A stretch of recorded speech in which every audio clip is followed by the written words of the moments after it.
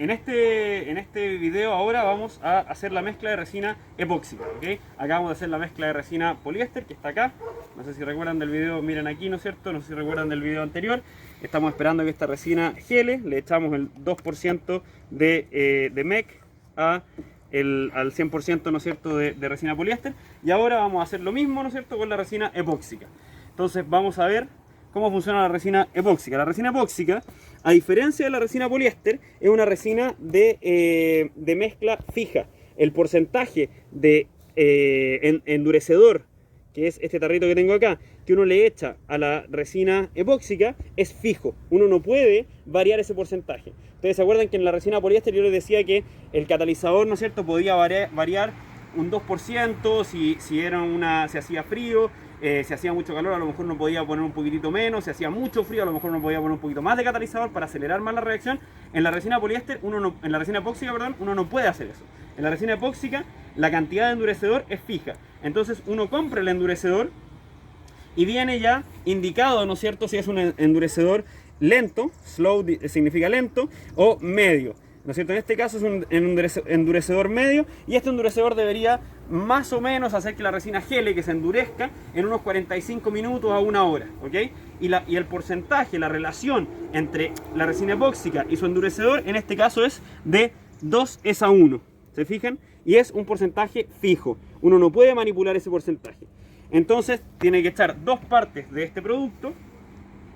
Vamos a echar 100 ml de este producto.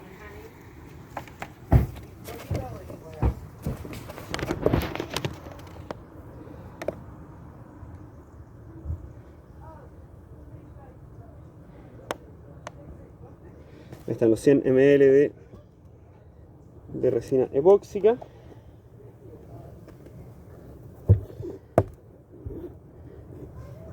Por volumen, ¿no es cierto? Y ahora vamos a echar, ¿no es cierto? Tenemos las 2 partes de este, y ahora vamos a echar hasta 150, ¿no es cierto? Tenemos 2 partes, tenemos 100 ml de la resina, que está acá, y vamos a echar el endurecedor, ¿no es cierto?, en una relación de 2:1, entonces tenemos 100 ml de resina y vamos a echar 50 ml de endurecedor. Y vamos a llegar entonces a 150.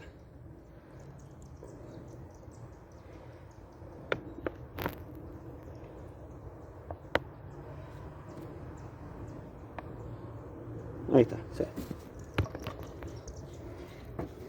Y vamos a mezclar bien, vamos a revolver bien esta mezcla.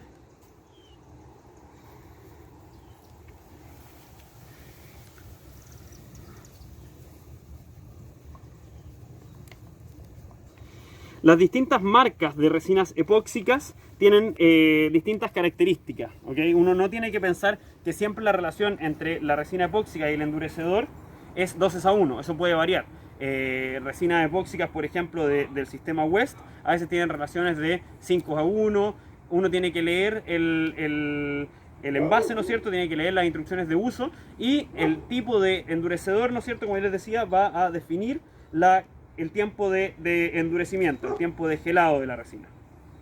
Entonces, en el tipo de la resina, en el caso de la resina epóxica, es un proceso mucho más rígido.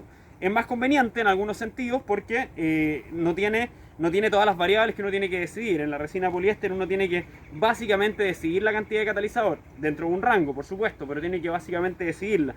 En la resina epóxica uno no tiene que decidir nada. A uno le entregan la cantidad de tiempo de la reacción y le entregan la cantidad de endurecedor definido. Y uno lo que varía es el tipo de endurecedor. Entonces uno puede pedir en la tienda un endurecedor más rápido, un endurecedor más lento.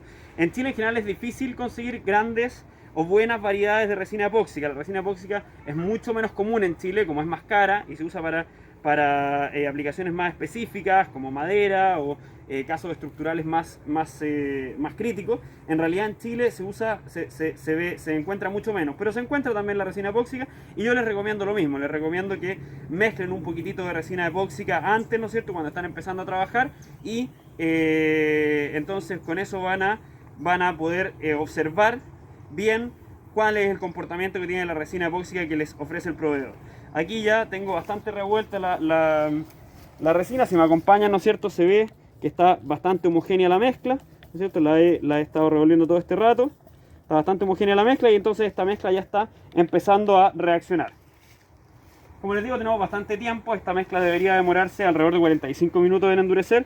La voy a vertir en esta botellita, ¿no es cierto? Para tener luego lo mismo que hicimos con la resina poliéster. Les recuerdo lo mismo que les recordé en la resina poliéster. Esto que yo estoy haciendo es una reacción química que va a generar mucha temperatura y que por lo tanto esta es una cantidad pequeña, no es muy grave, digamos, pero si esto fuese una cantidad grande de resina, si estuviésemos mezclando a lo mejor 1 kilo de resina, la cantidad de temperatura que se va a generar en esa mezcla puede llegar a ser peligrosa. Entonces hay que tener cuidado con dejar resina mezclada en cantidades grandes sin laminarla o sin usarla para ninguna aplicación. Tenemos entonces aquí nuestros 2 tarritos de resinas. Esta es la resina, esta es la resina poliéster, ¿no es cierto?, que la tenemos reaccionando. Esta es la resina epóxica. Tenemos acá, ¿no es cierto?, el catalizador de la resina poliéster y la resina poliéster, y tenemos el endurecedor de la resina epóxica y la resina epóxica. Y tenemos entonces estas mezclas endureciendo y estamos contando el tiempo ya de las 2 mezclas. Vamos, cuando termine, ¿no es cierto?, el proceso de reacción, para el siguiente video les vamos a contar cómo funcionó y les vamos a mostrar el resultado de las 2 resinas ya endurecidas.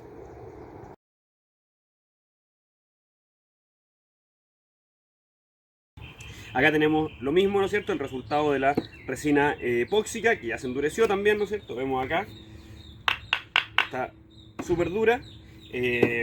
Vemos además que acérquense aquí, a ver, ¿no es cierto?, la mezcla se calentó, como yo les explicaba, y se contrajo la copita esta de la botella plástica, se contrajo un poco, ¿no es cierto? La mezcla está completamente dura y se calentó bastante al reaccionar. Se demoró los 45 minutos más o menos que indicaba. Recuerden que esta, a diferencia de la resina poliéster, esta es una mezcla de proporciones fijas, o sea, este es un 2:1 y esa proporción no se puede cambiar, ¿no es cierto? Esa proporción se mantiene siempre fija.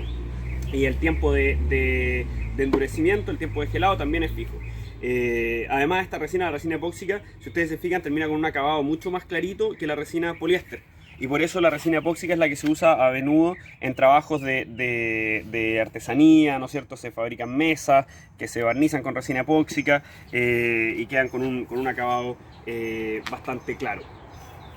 Eso es, ahora el siguiente video, ¿no es cierto?, vamos a hablar de las fibras y ya más o menos entonces deberíamos tener claro cuáles son los componentes y cuáles son las formas de generar el trabajo con las resinas.